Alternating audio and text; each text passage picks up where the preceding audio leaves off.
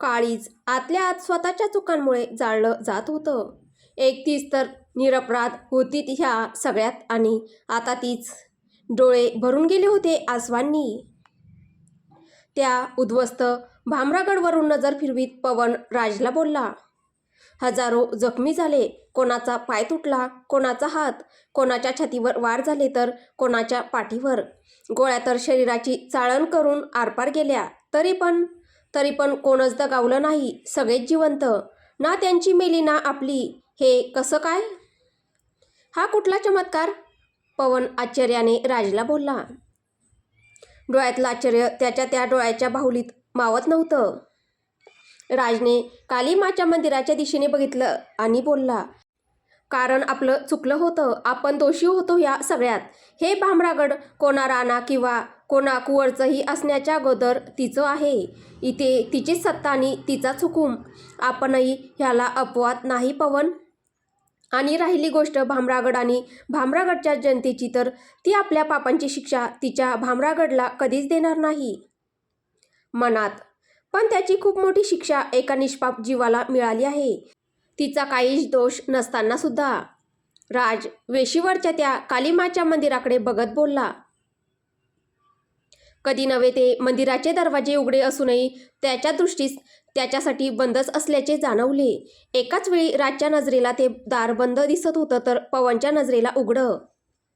पाप आणि अपराधाच्या भावनेखाली तो अजूनच दाबला गेला. तेवढ्यात आकाशात काहीतरी गरगरलं. वरती बघितलं, देवायचं तेच विशालकाय जेट पुढे जाऊन खाली उतरताना दिसलं. पण ह्यावेळी भामरागडमध्ये नाही तर मांडवगडच्या दरीच्या त्याच पठारावर जिथे विरजाला त्यांनी गमावलं होतं. दार उघडलं त्या जेटचं आणि एक एक पाऊल टाकत तो उतरला. घर, माझं घर, माझी जान. विरजाच्या त्या पुसटशा आठवणीनेच त्याला तिथे आपल्या घराचा, आपल्या तुटलेल्या संसाराचा आभास होऊ लागला. उतरून थेट खाली गुडघ्यांवर बसला तो. खाली पसरलेली माती दोन्ही ओंजळीत सामावून घेतली आणि स्वतःच्या चेहऱ्यावर लावली. त्या कणाकणात तो तिला अनुभवू पाहत होता. ती माती तशीच ओंजळीत घट्ट पकडून देवाय दरीच्या टोकाकडे बघत रडवेल्या स्वरात बोलला, always and forever Viraja Joshi, always and forever.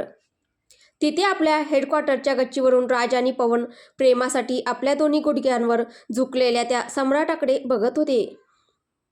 पहिल्या प्रथम तर त्याला जिवंत बघून राजला खूप मोठा धक्का बसला.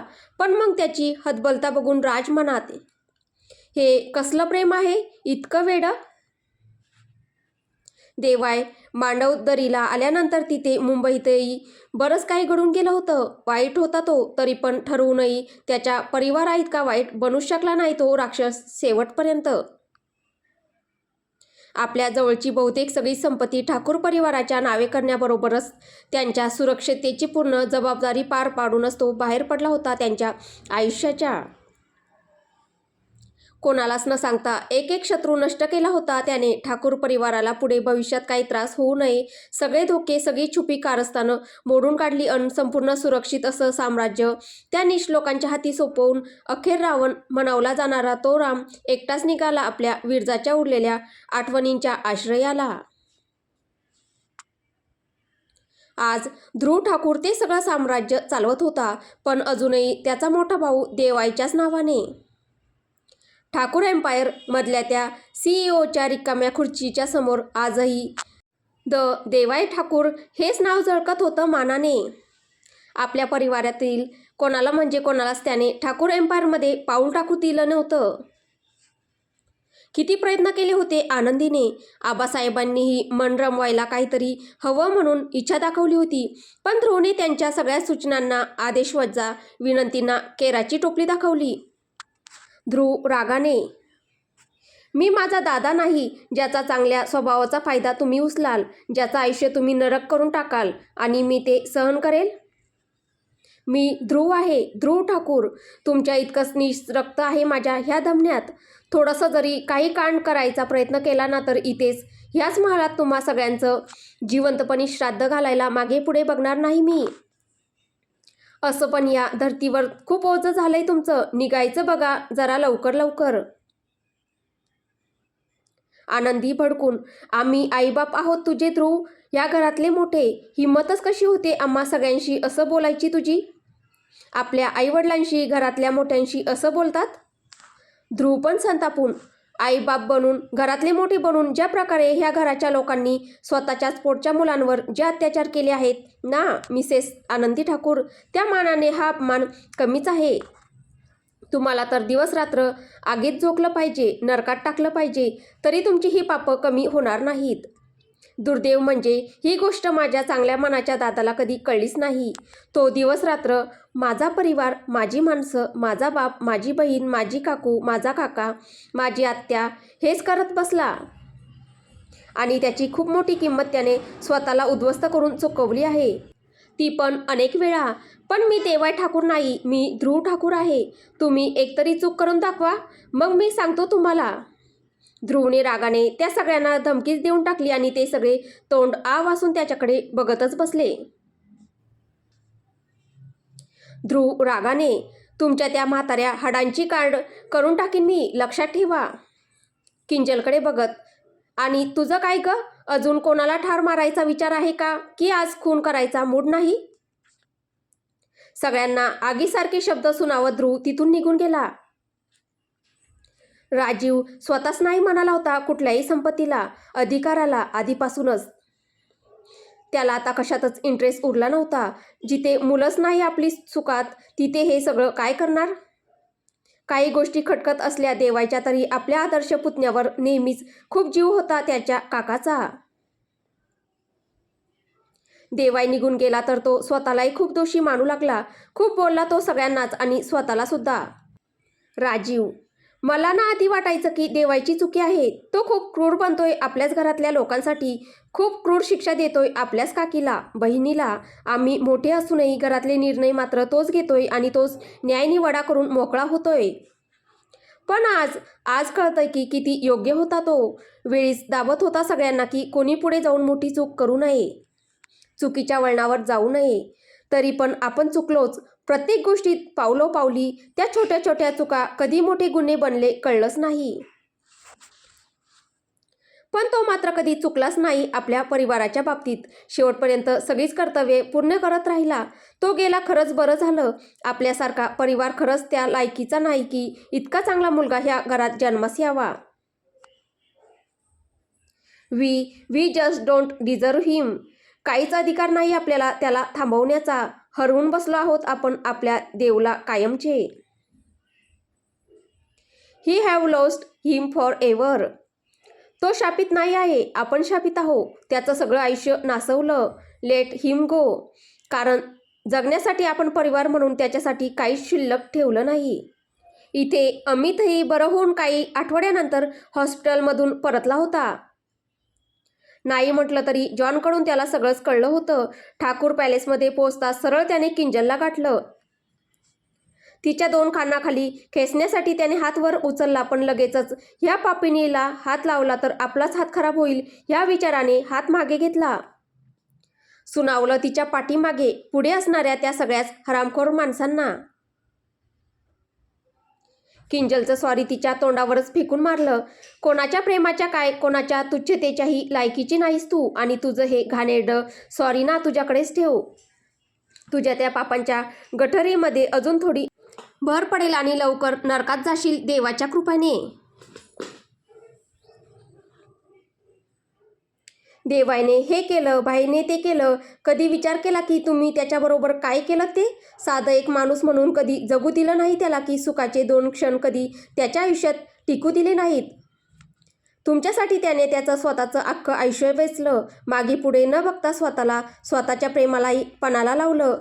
पूर्ण बर्बाद झाला तो ह्या नादात. पण त्याच्या आयुष्यात सुखाचे 2 क्षण आले तर सहन नाही झाले तुम्हाला? इतके कसे स्वार्थी निघालात की नुसतं त्याला ओरबाडूनच घेतलं स्वतःच्या सुखासाठी? एवढं सगळं करून आजही तुमच्या डोक्यात हाच प्रश्न आहे, देवाईने आमच्यासाठी काय केलं? आमच्या विरुद्ध काय केलं? अरे कधीतरी स्वतःचं विसरून त्याचाही विचार केलात का तुम्ही हरामखोर माणसांनो? त्याच्या कुटुंबातले असून, त्याचे वडील, आत्या, काका, काकू, भाऊ बहीण असूनही कधीतरी त्याचा विचार केलात का? की त्याला काय वाटतं, त्याला काय हवंय त्याच्या आयुष्यात? उलट त्याचं आयुष्य नरक करण्यासाठी कुठली कारस्थाने तुम्ही रचली नाहीत, कुठल्या खालच्या पातळीवर तुम्ही उतरला नाहीत. आणि आबासाहेब, तुम्ही तर त्याची हत्याही करून बसलात. देव कसा आहे ते बोलण्यापेक्षा एकदा स्वतःचा तो काळा कुट्टा आत्मा जरा आरशात पाहून घ्या, तोही तुंकेल तुमच्या तोंडावर. इतके घाण आणि खालच्या दर्जाचे आहे तुम्ही. अमित बडबडून बोलला, अगदी सगळी मान मर्यादा सोडून. पण त्याला आता त्याची पर्वा नव्हती. आजपर्यंत अख्ख्या ठाकूर खानदानाने देवाईवर जो अन्याय केला होता तो त्यांना कोणीतरी कधीतरी सांगणं गरजेचं होतं. त्यांच्या कानाखाली खाडकन वाजवणं खूप गरजेचं होतं, जी आज अमितने वाजवली होती चांगलीच. रागाने अमित आपलं सगळं सामान घेऊन ठाकूर पॅलेसमधून कायमचा निघून गेला. पण त्यांच्यापैकी कोणीच त्याला शर्मेने प्रत्युत्तर देऊ शकलं नाही, कारण त्याने बोललेला शब्द खरा होता. इथे सितारा सिंग जोसेफने विरजाच्या आई आणि दोन्ही बहिणींना नव्या सुरक्षित ठिकाणी हलवलं. सर्व सुखसुविधांनी परिपूर्ण असं घर होतं ते. आतल्या नोकर माणसांसकट 2 सिक्युरिटी टीम्स 24 तास त्यांच्या सुरक्षिततेसाठी तैनात होत्या. सुनीताबाई विचारून थकून गेल्या. माझी मुलगी कुठे? माझी विरजा कुठे? काय झालं तिचं? खूप दिवस झाले बघितलं नाही तिला. ती ठीक तर आहे ना? एकदा भेटायचं आहे तिला. माझी भेट घडवून द्या माझ्या लेकीबरोबर. पण कोणीच काही उत्तर देईना. ती माऊली रडत राहिली, भीक मागत राहिली, तरी पण उत्तर शून्यच होतं. कारण कुठून कोण आणून देणार होतं जिवंत नसलेल्या विरजा जोशीला त्यांच्यासमोर? देवाई नाही गेला त्या परिवाराच्या समोर. हिंमतच झाली नाही. त्या परिवाराच्या आतापर्यंतच्या बहुतेक सगळ्या दुःखाचं एकमेव कारण तोच होता. काय उत्तर देणार होता तो विरजाच्या आईला? शेवटी सुनीताबाईचं बोलणंच खरं ठरलं होतं. तो खरंच विरजासाठी कधीच योग्य नव्हता. तोच विरजाच्या विनाशाचं कारण ठरला. निमित्त कोणी असो, मारली तर ती केवळ त्याच्यामुळेच गेली होती ना. आजपर्यंत सुनीताबाई विरजा आणि देवाच्या प्रेमाविरुद्ध होत्या, पण खरंच खूप योग्य होतात त्या. आणि आपल्या त्या मूर्ख प्रेमासाठी शेवटपर्यंत लढणारे विरजादेव नेहमीप्रमाणे चुकीचे. आपल्या गत आयुष्यातले बहुतेक सगळेच हिशोब पूर्ण केले होते देवाईने, फक्त एक सोडून, करण. हो, करण विजय जाधव, त्याच्या लाडक्या पत्नीचा एकमेव लाडका मित्र. त्या जुन्या पुराण्या हवेलीच्या बेसमेंटमध्ये आजही उपचार घेत होता. त्या दुर्दैवी करण जाधवचं काय? किंजल ठाकूर पॅलेसमध्ये परतली होती, ती पण पूर्ण जिवंत, पूर्ण ठीकठाक अवस्थेत. अशा वेळी करणला तिथं ठेवणं किती सुरक्षित होतं? 4-4.5 वर्षांपूर्वी आपल्या बहिणीसाठी केलेली चुकी देवाय ह्यावेळी परत करणार नव्हता. जॉनने देवाय पॅलेस सोडायच्या अगोदर पूर्ण सुरक्षिततेत, पूर्ण गुप्ततेत करणला पुढच्या उपचारांच्यासाठी तिथून परदेशी हलवलं होतं. त्याच्या आईवडिलांनाही कळवलं आणि परदेशी पाठवण्याची सोय केली, जे आजपर्यंत आपल्या मुलाला मृत समजत होते. विरजाचा देव त्याची एक एक चूक सुधारत होता. खूप उशीर झाला होता ह्या सगळ्या गोष्टींसाठी, पण तरीही 2 आठवड्यानंतर एक चॉपर त्याला घेऊन मांडवगडला त्या जेटच्या बाहेर येऊन थांबलं. प्रत्येकजण त्याचं रक्त पिण्यास उत्सुक होता. हे जाणूनच जॉनने त्याची खूप म्हणजे खूपच खास माणसं ह्या कामासाठी लावली होती. आणि तरीही त्या प्रत्येकाकडून त्यांच्या आईबापाची, मुलाबाळांची, सगळ्या देवादिकांची, देवाय कार्तिक ठाकूरची, जे सुचेल त्या सगळ्यांची शपथ घ्यायला लावली होती. कारण स्वतः जॉनला खात्री नव्हती की तो मांडवगडपर्यंत जिवंत पोहोचेल की कोणी त्याला जिवंत सोडेल.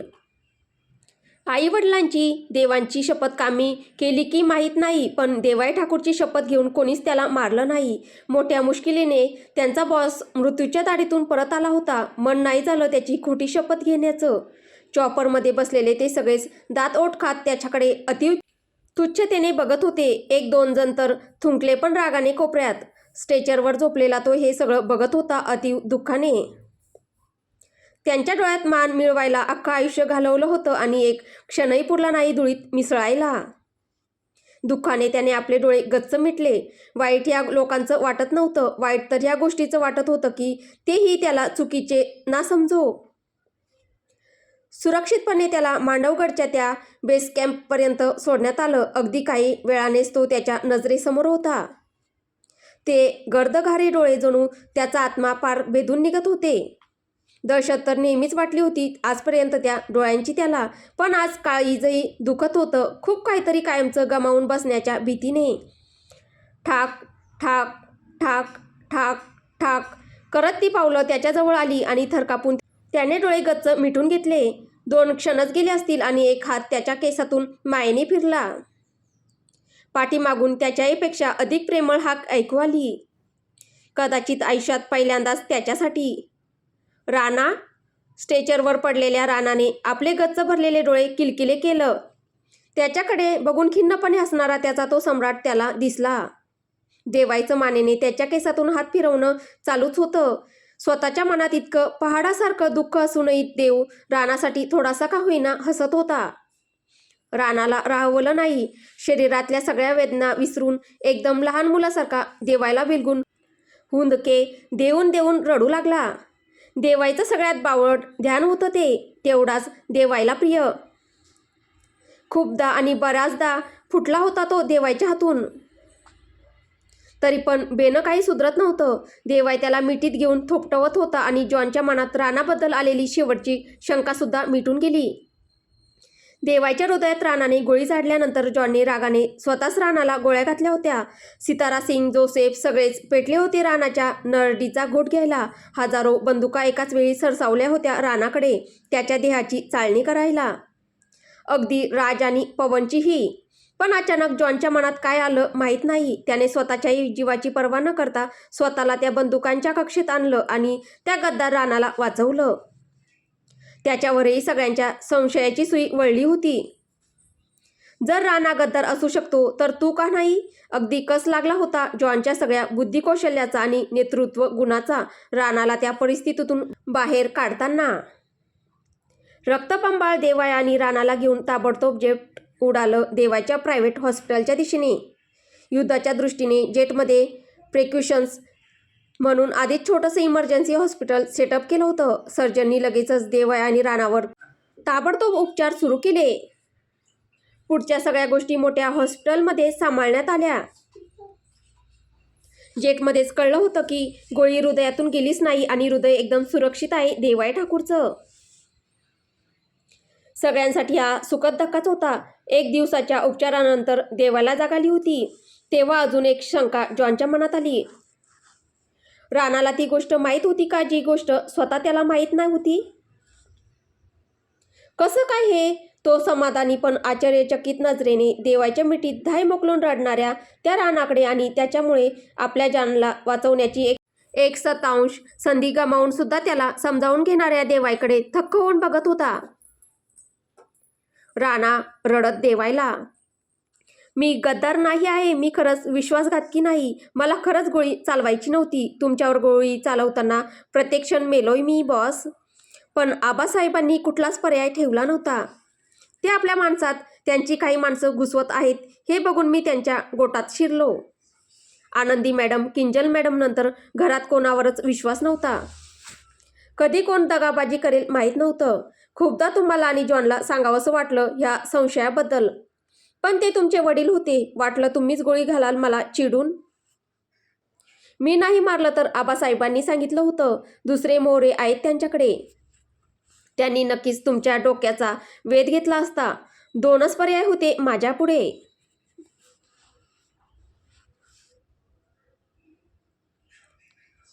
एक तुम्हाला वाचवायचं आणि दुसरा म्हणजे फक्त तुम्हालाच वाचवायचं. मी ते दोन्ही पर्याय वापरले. माहीत होतं सगळं जग चुकीचं असू शकतं, पण देवाय कार्तिक ठाकूर कधीच आणि केव्हाही चुकीचा असू शकत नाही. मग त्याचं ते हृदय तरी कसं चुकीचं असू शकतं? My boss was is and will be always right. He can not put his heart is wrong place.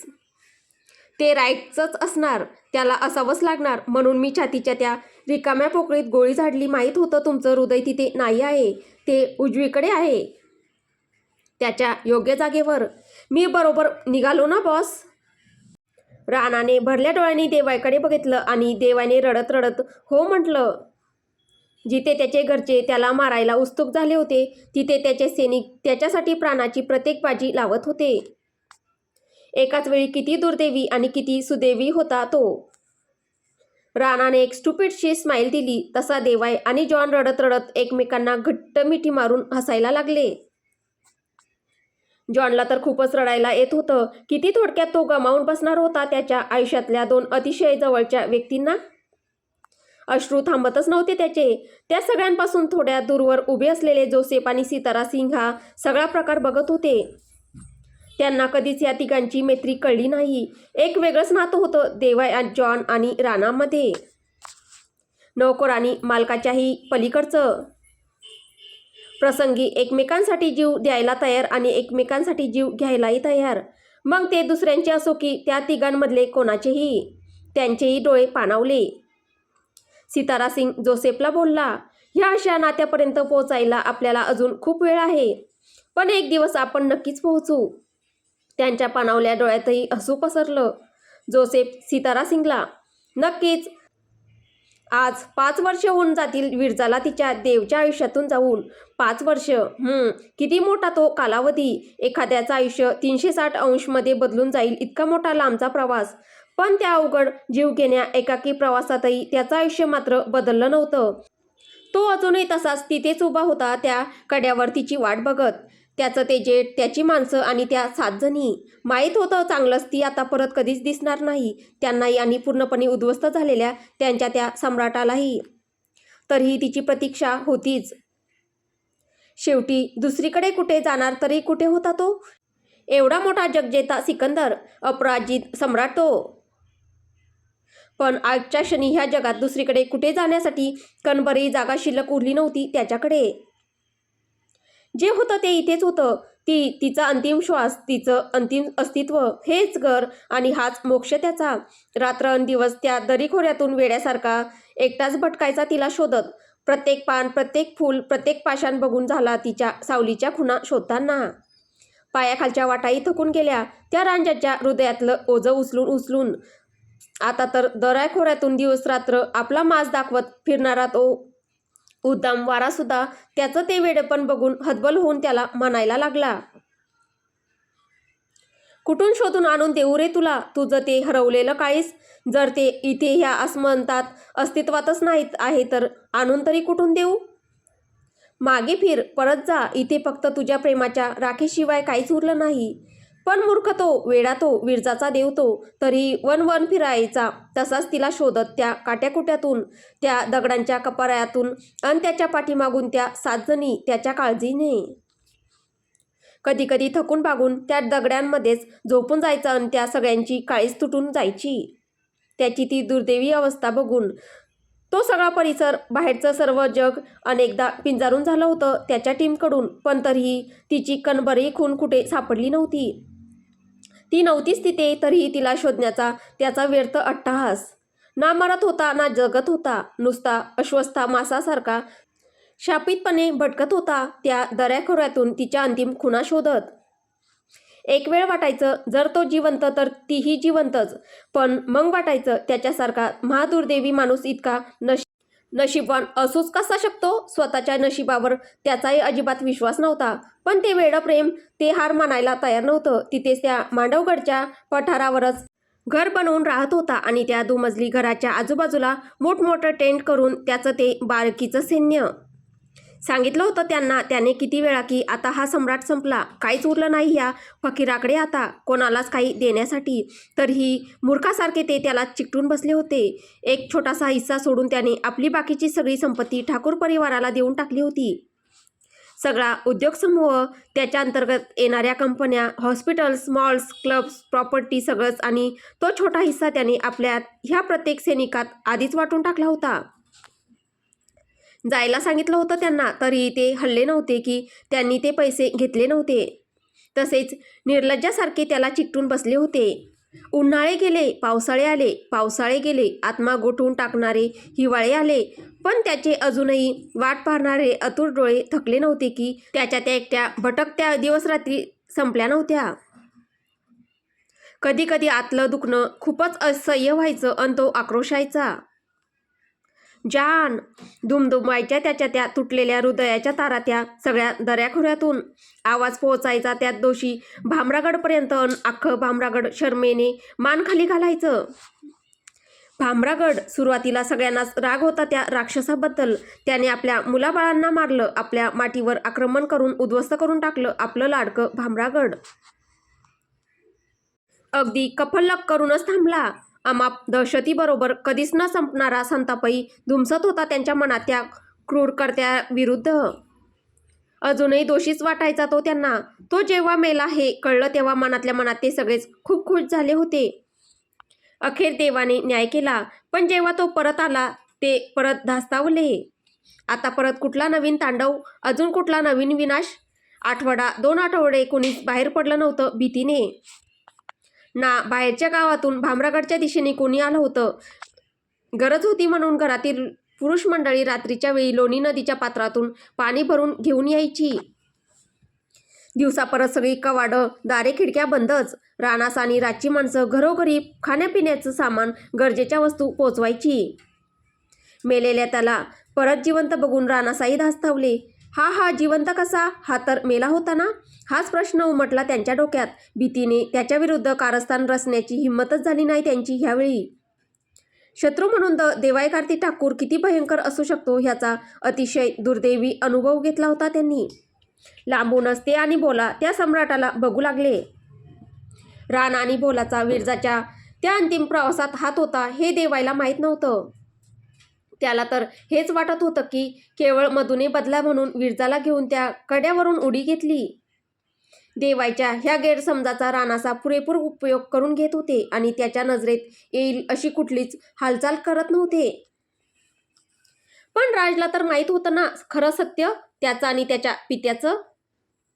आपल्या त्याच पापांचं कणभर प्रायचित्त म्हणून पवन बरोबर मिळून तो भामरागडच्या वेशीच्या बाहेर त्या सम्राटाच्या रक्षणासाठी थांबला. आपले बाप किती पाताळयंत्री आहेत आणि प्रसंगी कुठल्या खालच्या थराला जाऊ शकतात याची त्या दोघांना चांगलाच अनुभव आला होता.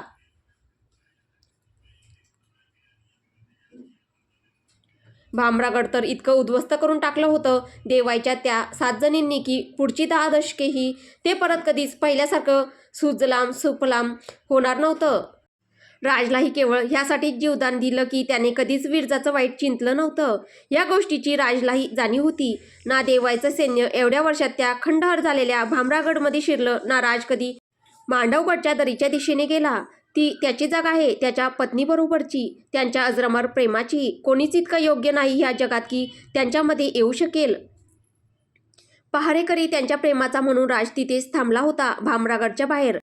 पवन बरोबर कोणीच परतलं नाही ह्या 5 वर्षात घर म्हणवल्या जाणाऱ्या आपल्या त्या षड्यंत्री वास्तूत. ना देवाय, ना राज, ना पवन. सगळेजण आपापल्या परीने आपल्या हातून घडलेल्या पापाचं प्रायचित्त करायचा प्रयत्न करत होते, ज्याची किंमत केवळ फक्त त्या एकट्या निष्पाप विरजा जोशीने चुकवली होती. विरजा जोशीचा मृत्यू एक भलं मोठं ओझं बनून त्या सगळ्यांच्याच काळजावर बसलं होतं, ज्याच्यातून मुक्ती ह्या जन्मात तरी शक्य नव्हती. तसेच भटकणार होते ते तिघेजण अनंताच्या पोकळीपर्यंत. तिची क्षमा मागत तिथे हळूहळू भामरागडवासियांना सुद्धा स्वतःच्या चुका कळून येत होत्या. देवाय ठाकूरबद्दल त्यांचा दृष्टिकोन बदलत होता. पण उशिरा आलेलं हे शहाणपण होतं ज्याचा आता काहीच उपयोग नव्हता. तर आता पुढे काय होईल हे आपल्याला पुढच्या भागात पाहायला भेटेल. तुम्हाला ही कथा कशी वाटते आहे कमेंटद्वारे नक्की कळवा. कथा आवडत असेल तर व्हिडिओला लाईक करा, शेअर करा. कथेचे पुढील भाग ऐकण्यासाठी आपल्या चॅनलला सबस्क्राईब करा. धन्यवाद.